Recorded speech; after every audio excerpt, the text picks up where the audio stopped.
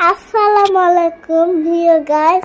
তো আমরা হচ্ছে এই সাইকেলটা দুষ্ট ভাইয়া বসছে, কিন্তু আমি একটু বসতে পারছিলাম না।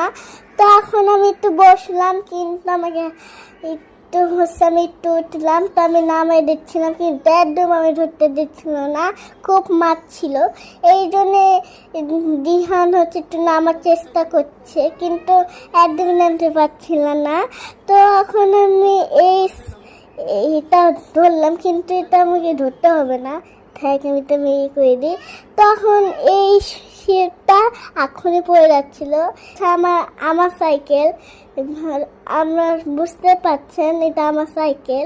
তো এটা হচ্ছে আমার দুষ্ট ভাইয়ের না, কিন্তু আমার এটা সাইকেল। আমি ছোটোবেলায় খুব খেলতাম না এই সাইকেল নিয়ে, খুব ভয় পাতাম, এখনই পড়ে যাচ্তাম।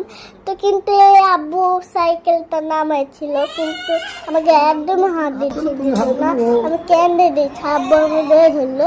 কিন্তু একটা কথা, কিন্তু বুঝতে পারছেন একটি সাইকেল নিয়ে আসলে দুই ভাই বোনের খুব কাড়াকাড়ি। সাইকেলটা আসলে মূলত রূপমণির সাইকেল। ওর নানি ওকে উপহার দিয়েছিল বার্থডে উপলক্ষে।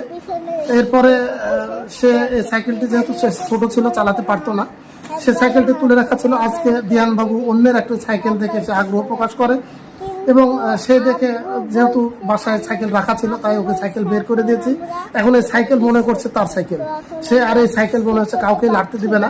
এমনকি রূপমণির সাইকেল রূপমণি হাত দিতে গেলেও তাকে মারধর করছে, তাকে কোনোভাবেই সে এই সাইকেল দিবে না। এ হচ্ছে দিহান, সে সাইকেল দিয়ে দেখেন কি পরিমাণে খুশি। এই দুষ্ট হচ্ছে একবারে পচা আমার গায়ে।